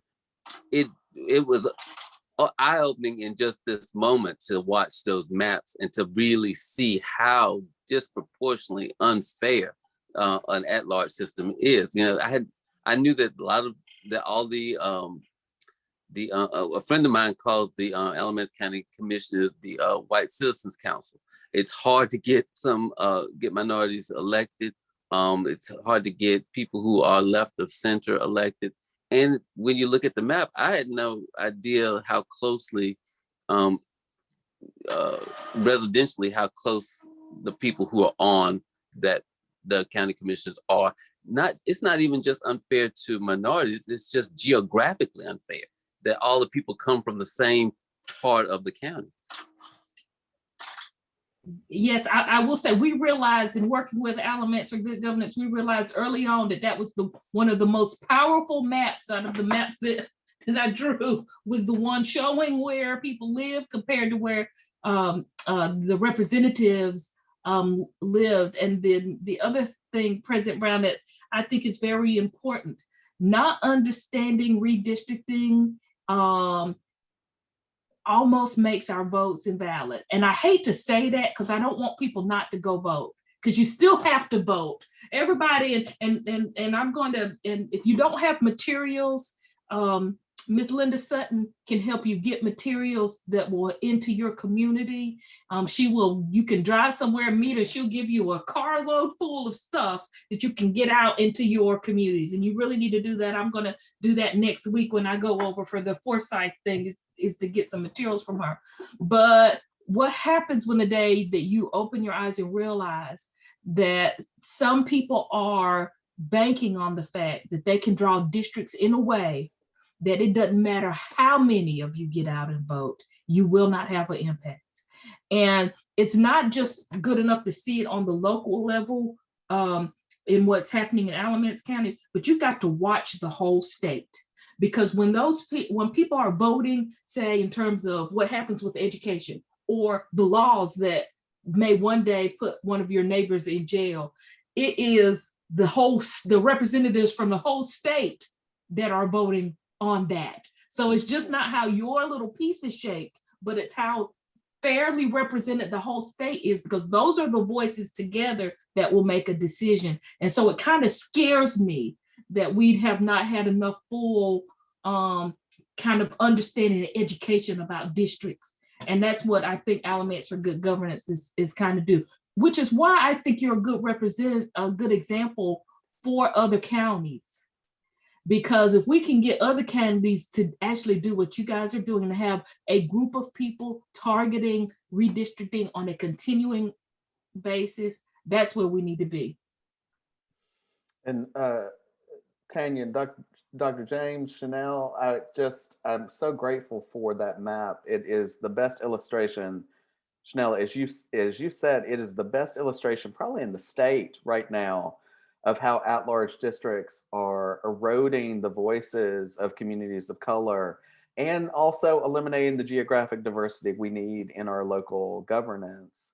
And so if we have your permission, we'd love to take that map to every other county we go to, especially local communities that have at-large process, many of whom are looking for a different way to illustrate not only what is happening in an at-large system, but what folks in Alamance are doing to fight back against it. I think that's going to be very heartening. And President Brown, you said it. We are in the short roads now of this presentation, but the whole latter part is about what we can do next. And Chanel, I've dropped into that folder that we have. Hillary Harris Klein, one of our attorneys, has put together a document to talk a little bit more about election methods changes from a legal perspective. She has done them for several southern states, but she started in North Carolina, inspired a lot by what is happening in Alamance County. So we have that document for y'all as well to check out later today. But we do want to talk about what happens when we fight together in Alamance County and in North Carolina. And something Dr. James said will resonate with me for the rest of my days. It is about the fact that if we don't understand redistricting and the lines that we are living in, that a lot of the other stuff doesn't matter. And so I'm so grateful we're here today, and I'm so grateful to be able to turn it over to my colleague Gino. Gino is going to be able to illustrate for y'all some of the ways we have effectively fought that not a lot of people are talking about. And I think if we could give people some hope in our communities, that it doesn't take becoming a US Senator to fight back against some of the things we have seen. It takes community coming together, knowing that when we fight together, we win. And Gino, I want to turn it over to you for this part. That's right. Sorry, excuse me. That's right, Sailor. And Chanel, Anthony, how am I doing on time? Well, normally we try to look at like a 1 hour ordeal, and then that way we can allow for any other business the president may have, and then kind of go from there. So I guess if we can take questions or something, would that be beneficial? But I'll defer to President Brown to see if he has an alternative take. But that's usually how we normally do the meetings. Well, I'm prepared for a meeting of about an hour. We usually do about an hour and a half. Is where folks usually start to fall off. So, and we only have about 10 minutes of business. So another 20 minutes probably wouldn't be undue burden on folks' time. Well, what if I told you, President Brown, I could be done in 5 minutes? Carry on. Okay. All righty. All right. Well, I'm gonna kind of wrap us up here and talk a little bit about the next steps. And the great thing is you're gonna get all these slides. So everything we talk about and the ways to engage with groups like Democracy North Carolina and others, you're going to get. But I want to tell you a little bit about what we learned from redistricting and its consequences and some of the ways that people have fought back. Because part of what we learned from redistricting, not only in North Carolina, but across the South, is that doing the right thing, doing the fair thing when it came to these maps to strike down those extreme partisan gerrymanders Saylor was telling you about was not a partisan thing. It was a majority Republican 3-judge panel in Wake County who found that all of Raleigh's districts that they drew were intentional pro-Republican gerrymanders, right? That's not a partisan statement, that's just a factual statement. And when the North Carolina Supreme Court took the extra step, they did it because that was the right and constitutional result for all North Carolina voters. And while we got maps that were maybe a bit more responsive in North Carolina, a bit more fair, it was not like that across the South. Because what we learned both in North Carolina and the South is that in order to accomplish their partisan gerrymanders, to entrench one party in power, they did that by doing at the same time racially gerrymandering a lot of these maps across the South. So let me just give you a few examples of how that worked. In North Carolina, if they had passed, if the folks in Raleigh had passed the maps that they originally wanted to pass all the way back in November, it would have wiped out about 25% of the existing Black representation in North Carolina's General Assembly, and at least one of North Carolina's Black Congress folks. And that's not the only place. In Texas, 95% of the growth, of the census growth in Texas over the last 10 years was driven by communities of color. And for that, Texas got the ability to draw 2 new congressional districts on the top of the 30 plus they have. How many districts do you think of those 2 that they got that created opportunities for communities of color to elect candidates of their choice? I'm seeing I think that's Ms. Snipes there. I see your video. The answer is 0. They created 0 in districts in Texas that actually reflected the growth in communities of color. You know how many new white majority districts they drew? 2. So in a state where 95% of the growth was among communities of color, in a district that was in a state that was already heavily gerrymandered, they gave new political opportunities to white voters in a way that is simply not fair. If there is growth among communities of color in Texas, that should translate into political power, and that wasn't the case. And we are seeing the same things in Florida and Tennessee and in Georgia. It's all across the South. But when we fight together, we win. So let me tell you the story a little bit about your neighbor in Lee County. Now, Lee County, North Carolina has got a single member county commissioner system. And you may recognize, since it is so close to town, you may recognize this man. His name is Robert Reeves Sr. His son is the Democratic leader in the State House of Representatives, representing Chatham County, among others. And Robert Reeves Sr. has been on the county commission for decades. He has been the candidate of choice for his district for decades. And in part, they won that district because through a lawsuit under the Voting Rights Act in the 80s that said that Lee County's Black communities were not getting the chance to elect the candidate of their choice. And they won that lawsuit, and then Commissioner Reeves ran for that district and has been there ever since.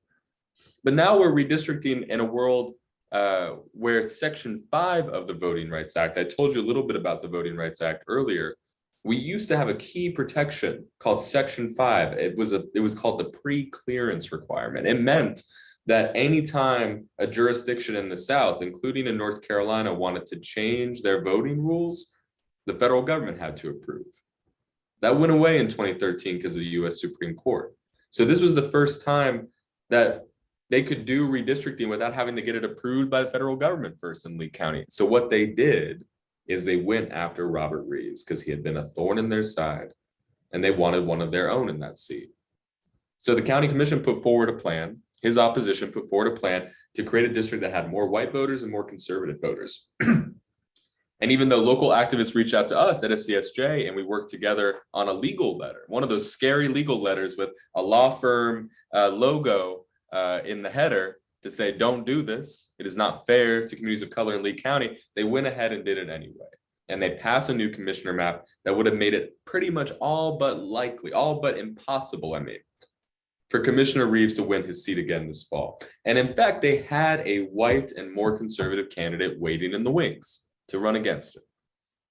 Well, time passed. We had all this litigation going on in North Carolina, as you know. It delayed the time for which people could file for election because there was so much lawsuits. So we went to work. We worked with local activists in Lee County, and we started to tell the story of Robert Reeves. We put together language for an op-ed. We published that op-ed. We talked to some reporters in a couple different news outlets to learn a little bit more. And by December, we got what you see here, right there on the cover of the New York Times with the photo right in front and the story about how local Black representation was being eviscerated across the South, with Robert Reeves as the headline, ringing that 5-alarm fire about what was happening in communities like Lee County. And the upshot of all of this, and where I'm going to kind of start ending us here, is the fact that all this intense media pressure, all this intense scrutiny of Lee County made it so that when it came time to actually file to run for office, when that deadline actually came to pass, no one signed up to run against Commissioner Reeves. The person they had slated to run against him in this district that was more favorable to Commissioner Reeves' opposition did not run because they had been shamed through both local work and this national media. And Commissioner Reeves, if he is still the candidate of choice in that district, faces a much different path to retaining his seat this November. And as Jan Tara, one of the people we worked with in Lee County, said, people are less afraid to say something now. Lee County has not always been a friendly place to those who may be on the more progressive, more racially equitable side of politics.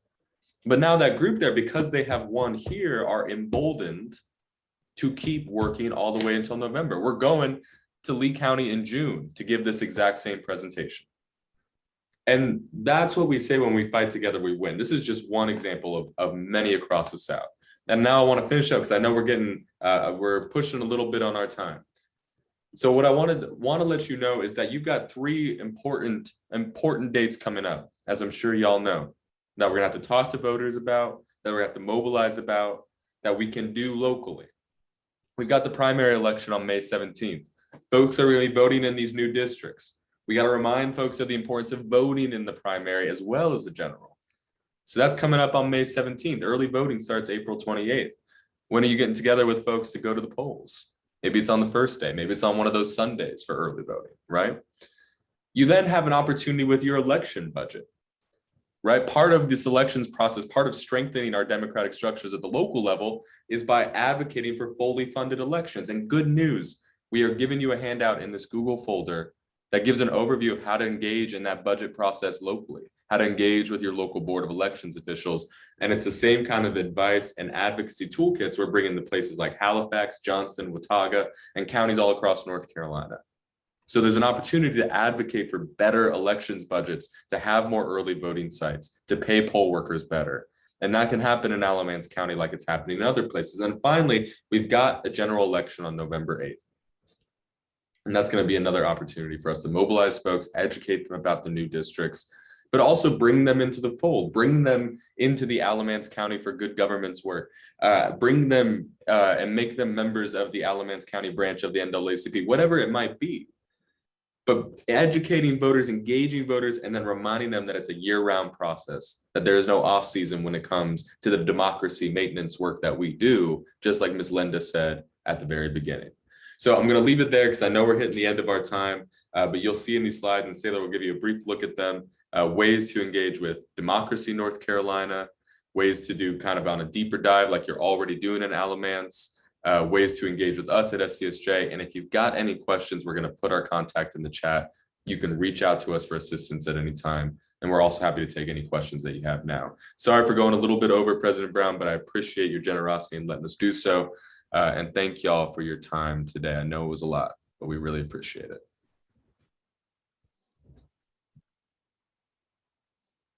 Not at all. Thank you for your for such a thorough presentation from everybody. Appreciate it.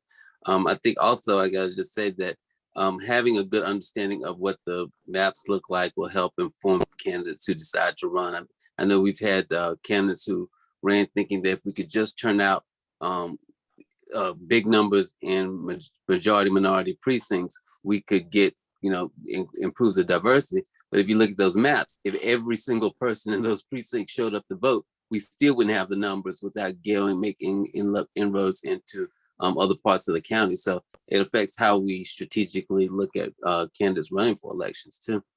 I want to thank you for the handouts, and I think we got our marching orders. Please say, folks, that we got to get organized around getting this information out to churches and social groups. And if your folks are getting together for Easter, make sure you're talking about this and take pamphlets and brochures. I think we can rely on the communications committee to repost this. It was recorded so that other people can, other folks who couldn't make it to the meeting tonight will be able to have access to this information. Dr. Yarborough, as I'd be remiss if I did not ask our Board of Elections chairperson in Alamance County to have some remarks.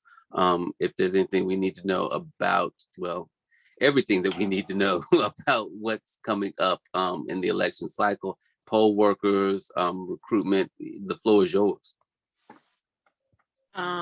Thank you, Mr. President. I think he put up the dates for early voting for the primary beginning April the 28th, and the general election is on May 27th, so that information is up. Yes, we are still looking for workers at any of the polling sites. So if you are interested, and this is a paid, these will be paid positions, please contact the staff at the Board of Elections. You can, and also you can go online and fill out an application. But we still need lots of workers at many of the precincts. We will have one Sunday voting, and that Sunday is the first Sunday in May. We ask you to take advantage of that. A key, something key that was mentioned is this is how we get things in budget. It comes from the community. So then we're able to talk about it. This is how we get it in the budget. However, if we don't utilize it, then that is money wasted. So we want people to come out on Sunday.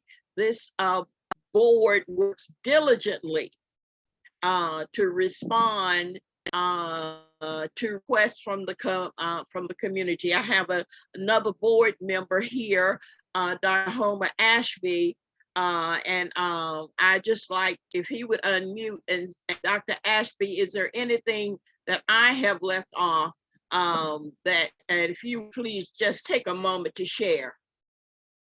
Thank you very much, Dorothy, and thanks for all the information that you've shared with people. The only other thing that I would add is that the last day for requesting an absentee ballot is going to be May 10th.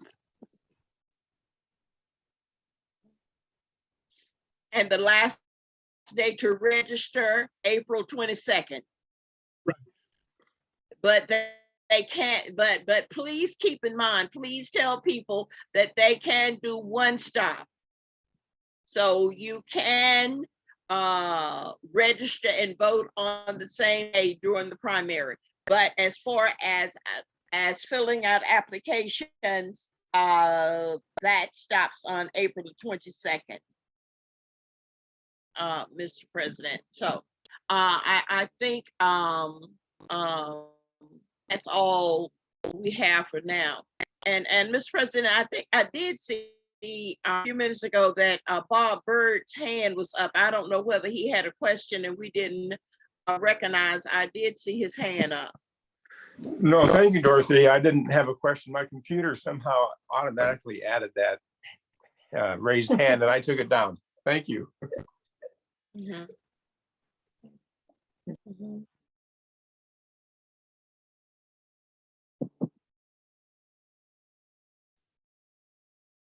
You're muted.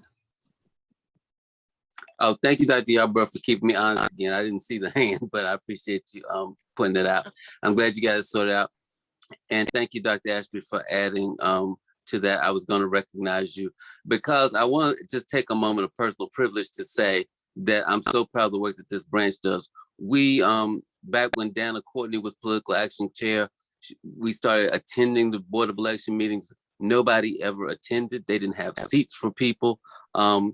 She came back to her committee came back and told us that, made some recommendations. We started to advocate for things, and we showed up at the Board of Election meeting asking for Sunday voting and a district and a early voting precinct in a majority minority precinct. And they had to move in chairs. They have them at 3 o'clock in the afternoon. They had not had an audience before. We showed up, we dedicated people like Harlise Jeffers, and like so many people stayed on them. Then now we have 2 members of the Board of Elections, one of them the chair, who are card carrying members of the NAACP. We have a 3rd member who was a former member, but we don't have to worry about whether or not the Board of Elections in Alamance County is trying to rig the elections. We can breathe easy because we got folks who we trust and who know about what justice and voting looks like. And so I want to congratulate everybody who participated and advocated to kind of get this, get us a Board of Elections that we can have confidence in. And even the Republican members of the board have been to NAACP meetings. There's a good working relationship with all the members of the Board of Elections, I should say. Anthony, do you have any? Is there anybody who wants to make a committee report or announce a meeting?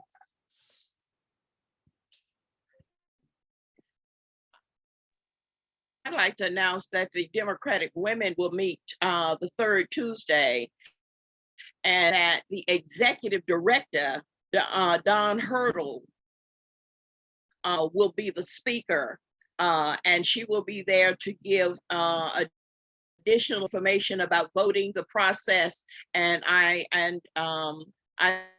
think she is an individual that you would like to hear. So Dawn Hurdle, 30 at the Democratic Women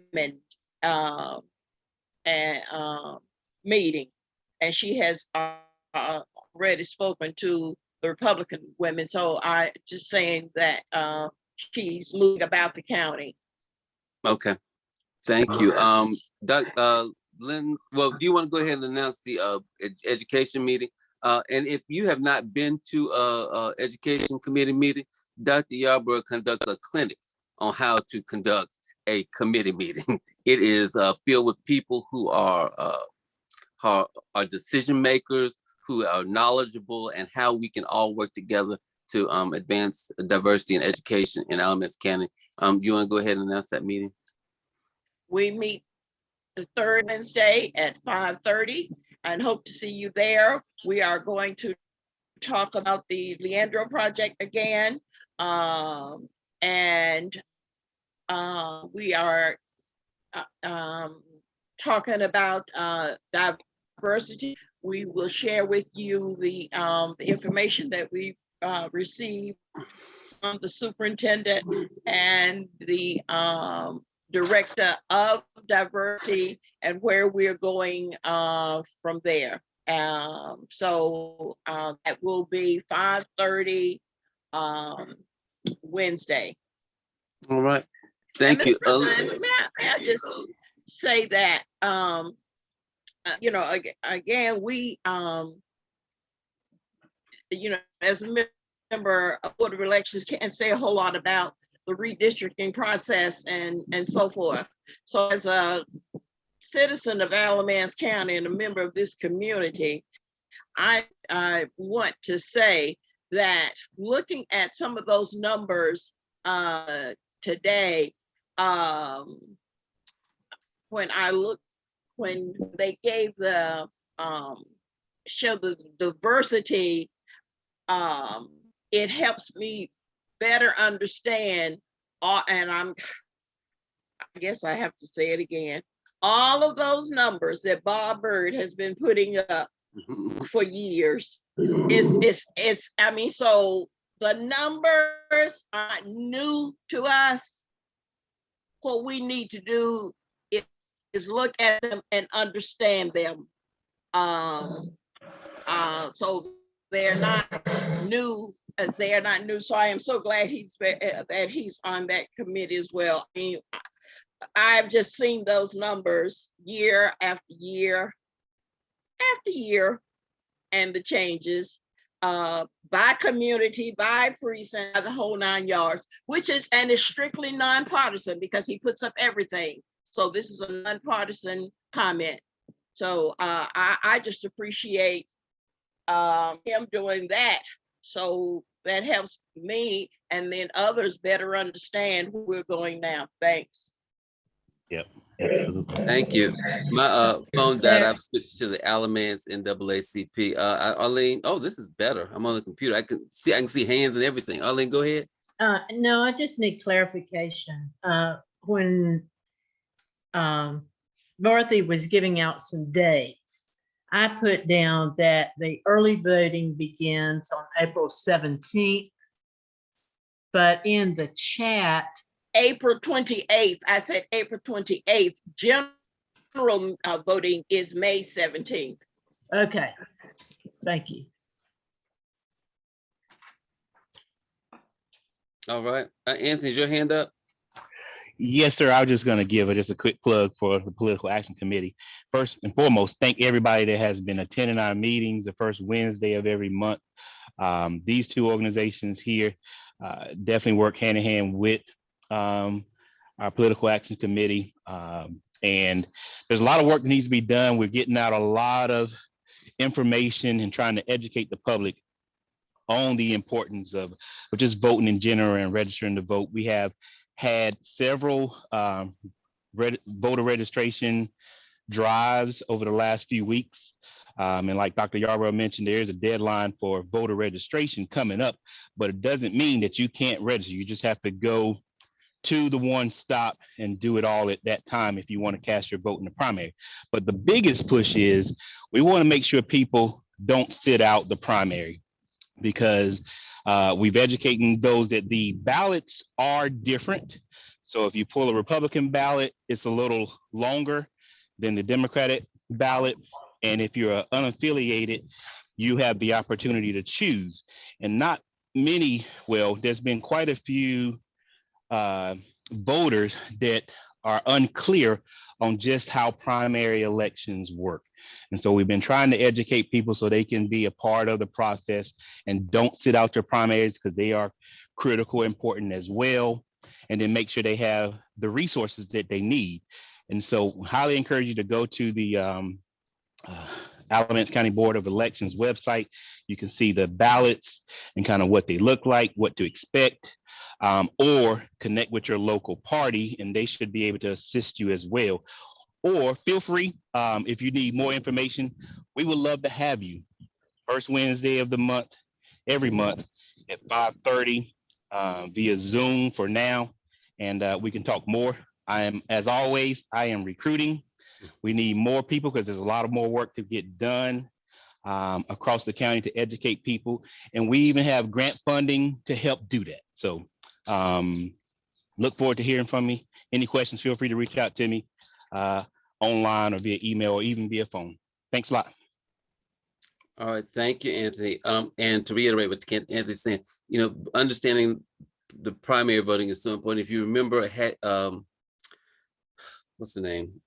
I can't think of a name now, but one of the problems that they had initially with voting is that people were allowing Black people to vote, but they had white only primaries. And so by the time people got to the main election, they'd weeded out all of the candidates they didn't want. Fannie Lou Hamer, that's what I was thinking of. That one of the things was that she couldn't vote.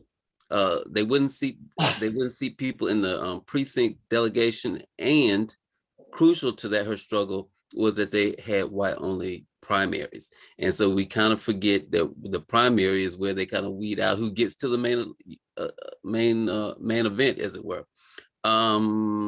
Linda Snipes, you are our newly elected chairman of the Housing Committee. You have any remarks you'd like to make? Well, besides, I just throw that. Oh no, thank you for my appointment, and I will work diligently and hard, and I'm ready to work and be an advocate to help for housing. So thank you, Mr. President, You're welcome, Madam Chairwoman. and everybody else. Thank you. Is Ernestine still there? We still having the feeding program. You got anything you want to talk to people about concerning the feeding program? No, that the feeding program is going well, and I just bought a new freezer.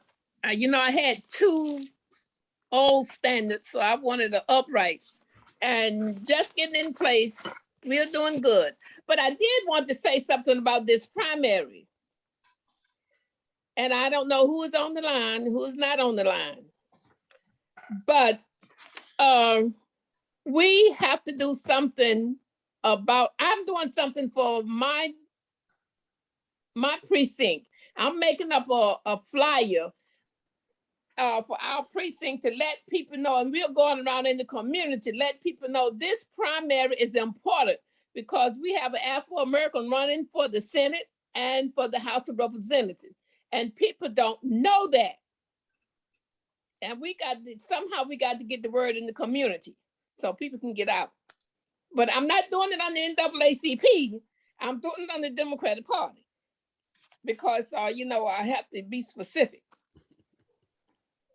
So that's something, and I haven't, and that's why we need to do it. And today, I'm recruiting everybody for the NAACP and to vote. And today I got a man, he never voted. And so I got his name in them, and I'm going to take him a ballot. Because we have to do it one-on-one, because it's a strange with these people in our community. We have to talk to everybody, smile. It doesn't take but it takes a little energy to smile and be friendly, and they will be open to you. So we got some work to do before this primary. That's all I want to say. All right, thank you, Ms. Ernestine. Are there any other committee chairs who'd like to make an announcement? I'd like to give Linda Snipes, give something to Linda for her committee. All right.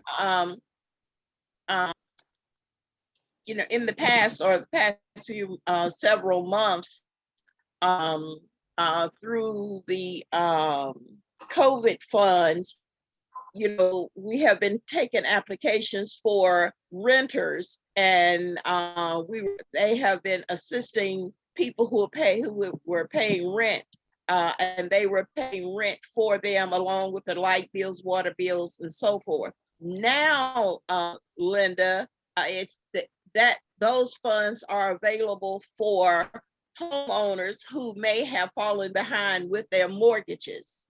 And if Evelyn Graves Curtis is filling out the applications at absolutely no cost, and she's doing an excellent job of helping people who may have fallen behind, because those funds are available, and we're trying to get that information out to the community. And I could, if you don't have contact info, I can give that to you, and so that people will know that now homeowners can now apply for those funds. Okay, Dorothy, thank you. I'd appreciate that. All right. Is there any other business that concerns the Alamance branch of the NAACP? Hearing none, and I want to thank all of our guests. It was very informative. It is one thing to think something or to, and like Dr. Yarborough said, we kind of know the numbers, but to see the maps and to have it kind of put in a narrative across the state was very enlightening. And I can't thank you enough for, I'm feeling inspired. I feel like we got a cause that we can put to people in layman's terms. Those of you know, I'm Lutheran, but I got Baptist roots, and they used to yell at the preacher when I was going to make it plain, preacher, make it plain. I feel like we can make it plain to folks now. And I appreciate that. We look forward to passing on this information. And if there's no other business, the chair will entertain a motion to adjourn. Ernestine Ward, make a motion that we adjourn. And this was a beautiful meeting. And we Well, all have work to do. thank you. And I think Homer Ashby seconded that motion for the records. Thank you, Dr. Lockhart. Thank you, Jeff and Dr. Flint. Thank you, everybody who joined the meeting. And I hope you have a very happy holiday. Thanks for not thinking of Robert spent some of that time and getting informed about how to make the community better.